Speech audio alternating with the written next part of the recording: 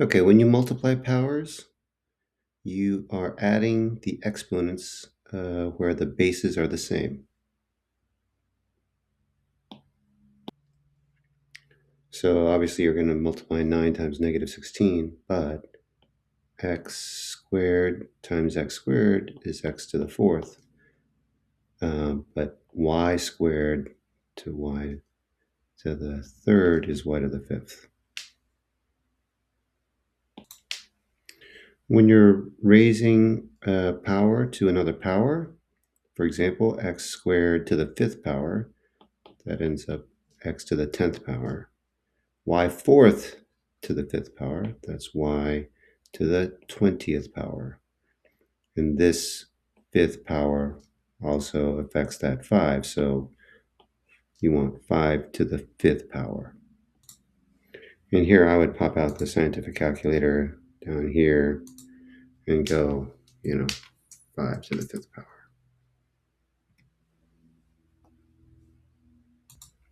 Okay, dividing powers. There's this component, 4 over 10, which you're going to simplify to 3 over 5. But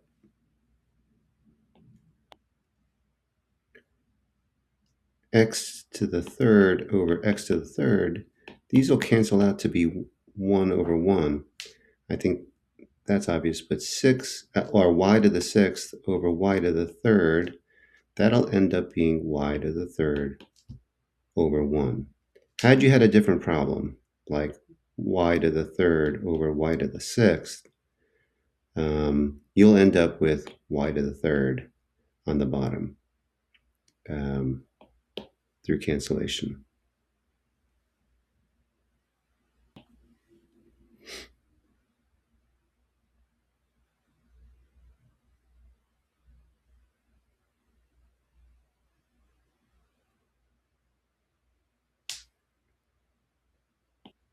So the rule here is that you subtract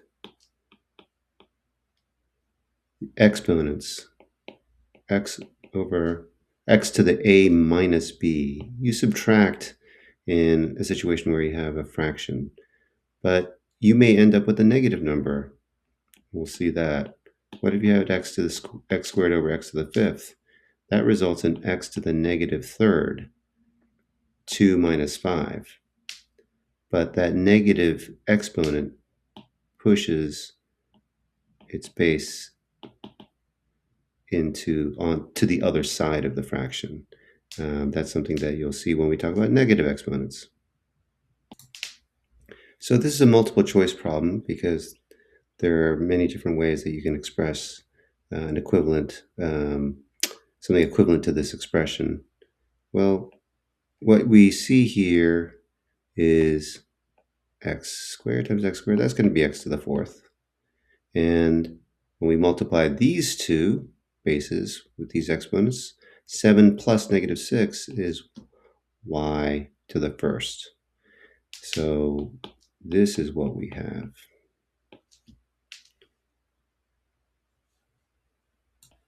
So our answer is right here.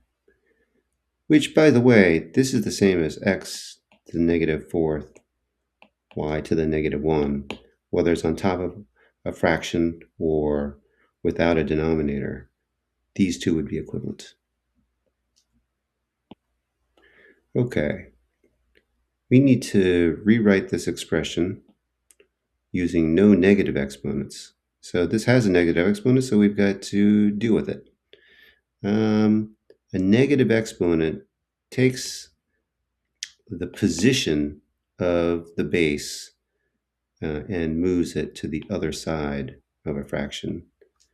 And the exponent then becomes positive. The little story that you can tell yourself is if the base has a negative exponent, it's unhappy. Try to draw a smiley face. But when you move it to the other side, it becomes happy and the exponent becomes positive. And by the way, that's true on the other side as well. You can have an exponent, negative exponent in the denominator.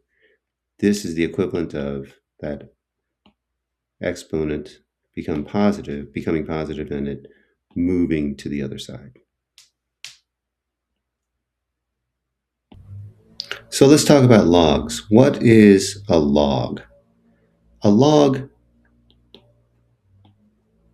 a log is an exponent.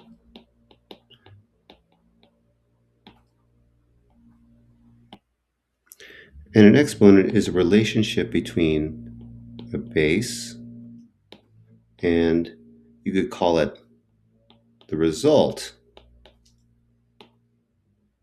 A base taken to an exponent gets you somewhere.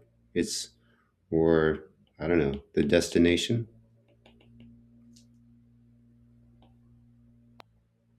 So the log base 7 of 343 is whatever exponent gets you from a base of 7 to 343. This literally is the answer to the log. That is log base 7 of 343 is you have to figure out what exponent gets you there from 7 to 343. So here you're going to want to just try some things. 7 to the, who knows, 3? Oh, great guess. 7 to the third power is 343. So the answer, the value, I should be saying value, is 3. How about this? The log base 4 of 164 is really asking this question.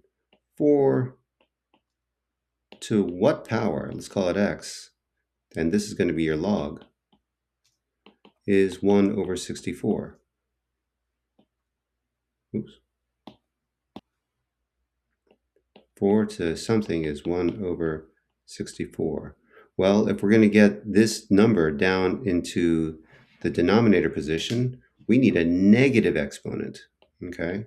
So negative what? Well, when this goes down to the basement, it's going to be 4 to something. It's got to be 64. What is that something? Let's try our calculator. 4 to the third.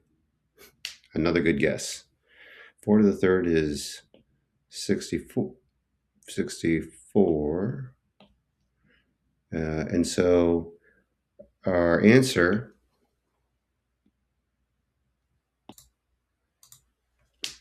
is going to be negative 3. Okay, here's an interesting one. Log base 11 to of this number, log base 11. So the question, what number is this? I mean, if you, let's just see, just out of curiosity, what is that number? So let's see, 11, let's see, 11 to the negative 1 over 3. Look at that weird number. Log base 11 to of this, that's like what exponent would possibly get you from a base of 11 to this number? I mean, that's just really strange. Well, the answer is negative 1/3. The answer is negative 1/3. I mean, it tells you right there. And it, doesn't really matter whether your exponent is a number or a variable like this. If it's asking log base 12 to what exponent gets you to this, the answer is that.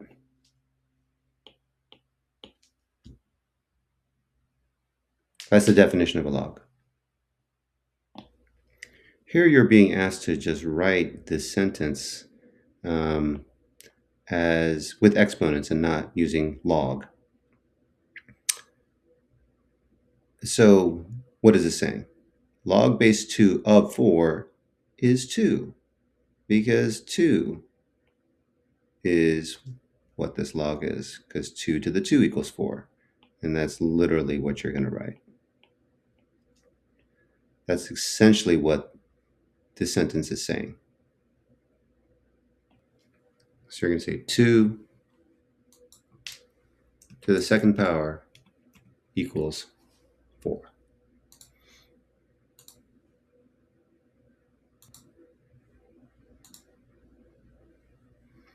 And you're going to say the same thing, only backwards. You're going to write in a log equation. So you're going to pick out the base, and this is called, well, they call that the argument.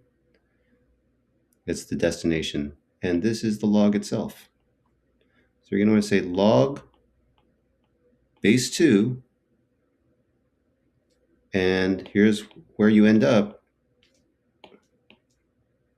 and here is the exponent you need to get it there. So you would use this log with the base number there. So you know it's log base 2 of 1 over 512 is -9.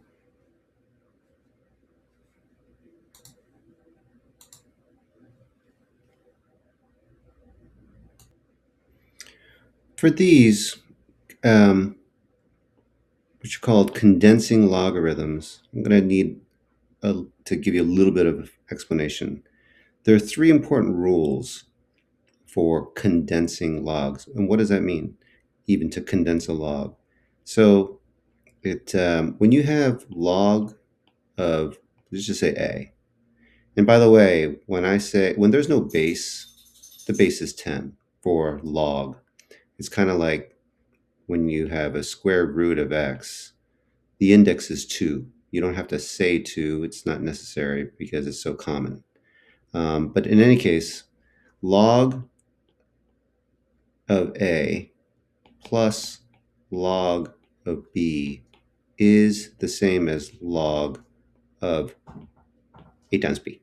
Log of these two multiplied. Okay? It's really similar to saying x to the A times x to the B is x to the what? A plus B.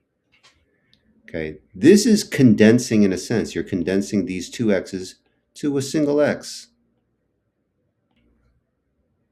But you're kind of doing it in the log style.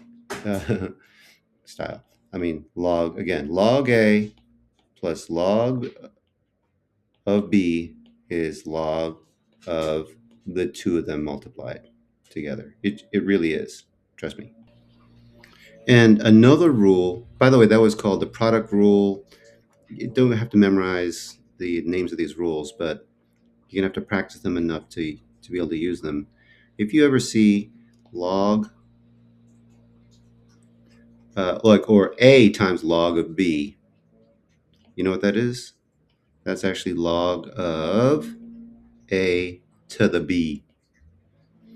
So what they say is you're kind of condensing these two and putting them inside the log.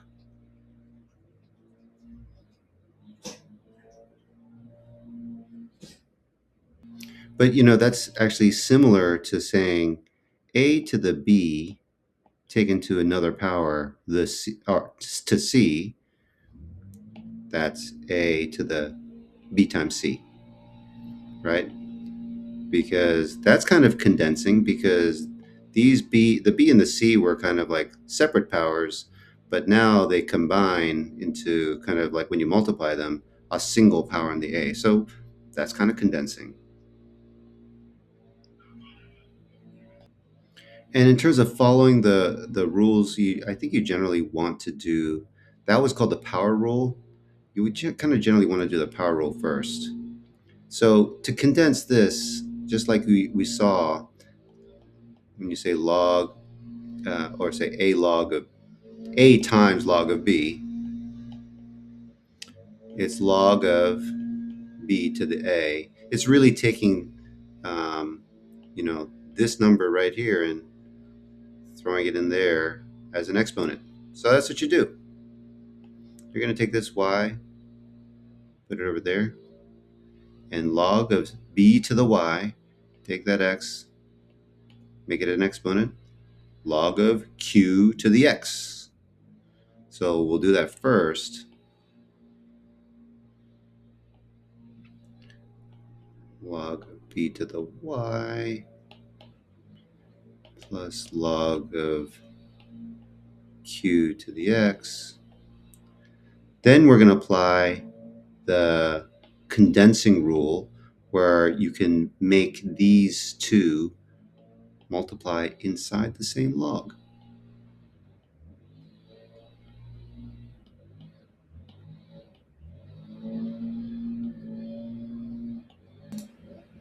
So here you're going to type b to the y, since it already has the log there for you in the parentheses, q to the x, and it has the unparentheses.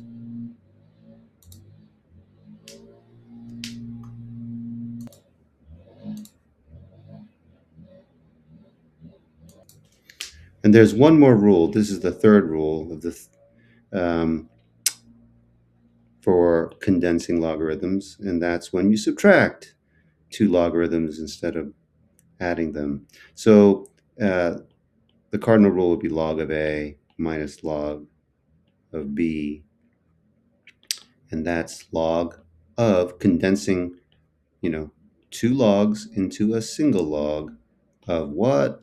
Of a over b. Okay. So what's the equivalent kind of condensing in the exponential world? Because logs and exponents are kind of inverses of each other. It might look like x to the a times x to the, let's say negative b, right? Because we know that when two bases with different exponents multiply, you negative ab. Well, a times negative b. I think this is something similar. This, by the way, can be written this way. That's why I thought maybe they would look similar. Because x to the negative b takes this component and moves it into the denominator if it was in the numerator in the first place. So anyways, that's something similar. But the rule you need to follow again is log of a minus log of b is a single log with the a over the b. Okay? And to repeat, log of a plus log of b is log of a times b.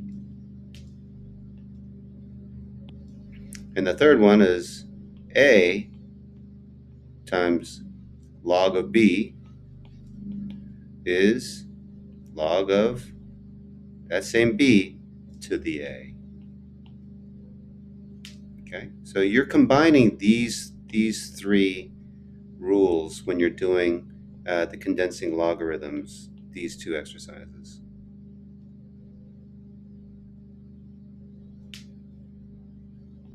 So as before, you're going to want to do what they call the power rule first, making this 3 a power of the k. Okay, so it's log y minus log of k to the 3. And then you're going to apply the quotient rule, that's the name of it, to take these two logs and make a single log of the y, which is first, over k to the third power. And they have the log and the parentheses there for you, so you just go into the box, y over k to the third.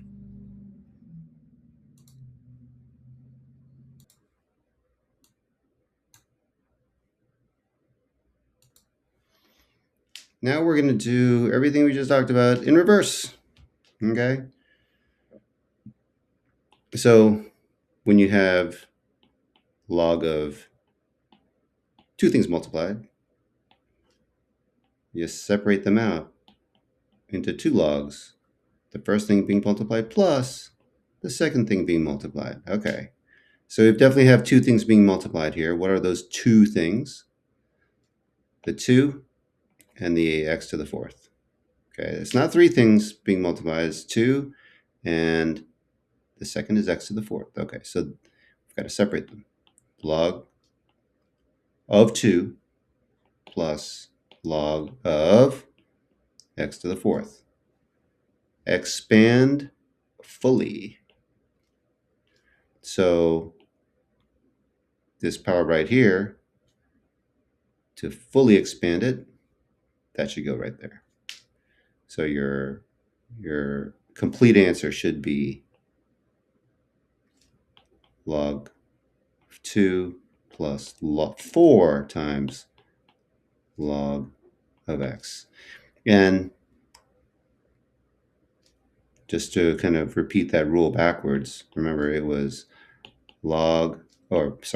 b log of a, doesn't matter a or b, what order, is log of a to the b, but it works in reverse. Log of a to the b, you can actually take the power and just put it to the side of the log.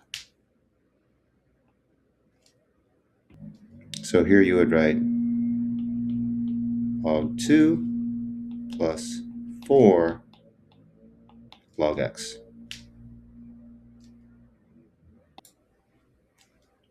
With this, you have, again, you have two things being multiplied, this and this, and you have each of those things being multiplied have powers. So using the product rule or addition and the power rule, you go 2 log of x plus 3 log of y is your answer. And this is what we mean by expanding. Expanding from a single log into two logs. How about this? So this one is a quotient, meaning fraction. And so we're using the rule backwards where you subtract and you separate into two logs. So I just subtracted the top from the bottom into two logs. But we have a power here. And so that power's got to go right there. And then we'll have our complete answer. So here we're talking log x minus 4 log y. Now this is where it all comes together in a practical problem like this. $7,800 is your starting balance in the account. Annual interest rate of 5%. Okay, you're going to have to use a calculator. To the nearest tenth of a year, how long will it take for the account to reach $13,200? Okay, so here's your general formula. Let's lay out the story. You start with $7,800, and it's going to grow. It's going to retain the principal. You're not going to lose the $7,800, but you're going to gain 5% of it every year. And let's call the years X. Every year, this multiplying effect will happen over and over and over. But to be honest, if you want to pull your money out in the middle of the year, I mean, they should give you the interest that you earned during the middle or fraction of a year. So you don't have to wait till December 31st every year to get your money. So this number of years could be a fraction. Okay.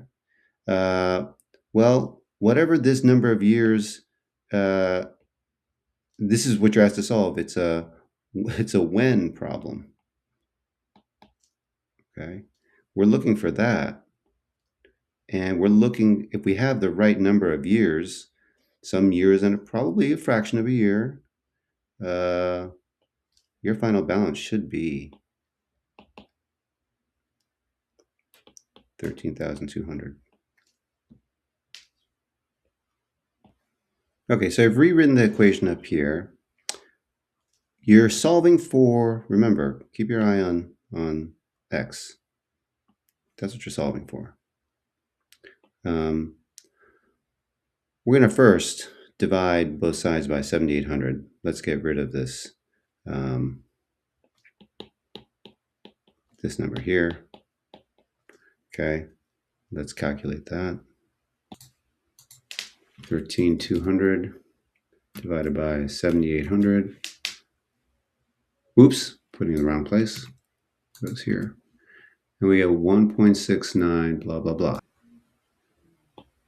Okay, so what we're saying is 1, and I'm going to just add the 05 to the x equals 1.6932, blah, blah, blah.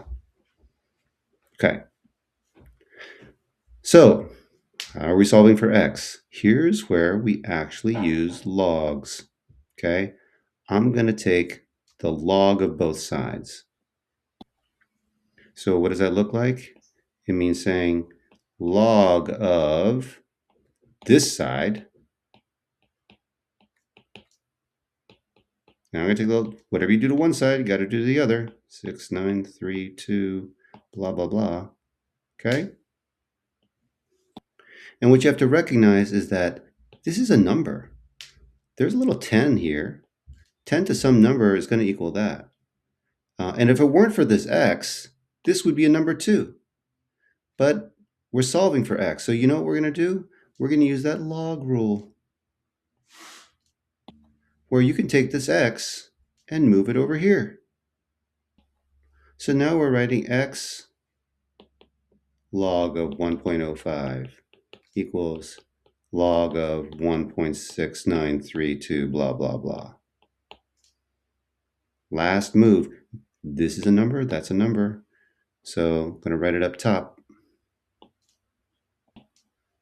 X equals this divided by that. Log of 1.69 blah, blah, blah over the log of 1.05. Okay, I know this is very messy, but what we ended up with was the log of whatever this was, and it was 1.69 something something over log of 1.05, which is 1 year and, well, interest rate of 5% on top of preserving your capital. Okay, let's throw that in the calculator and see what we get. Okay, I just inputted that for you. 10.78. So to the nearest 10th of a year. So 10 point, looks like it's going to be 10.8 would be our nearest 10th.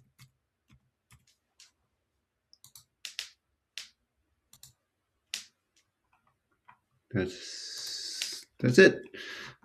So what I encourage you, especially for this one, is if you get it wrong, see if something happened along the way that you can figure out. I know there's a lot of broken down steps, but these are the steps that we did follow. If you write the function this way, where I guess this